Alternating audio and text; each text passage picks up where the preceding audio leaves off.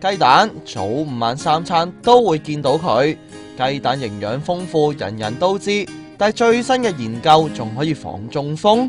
外國嘅流行病研究所最近就檢視咗1982年至2015年近60萬份個案，關於雞蛋攝取同中風、冠心病關係嘅研究，結果發現每日食一隻雞蛋並唔會增加患冠心病嘅風險，仲可以將中風嘅風險減低12%。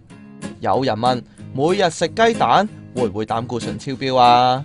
營養師 Thomas Lee 就話，美國衛生福利部2015年已經發表過報告，取消咗每人每日攝取膽固醇嘅上限，因為研究發現70%嘅膽固醇係身體自行生成嘅，同飲食關係就唔係好大。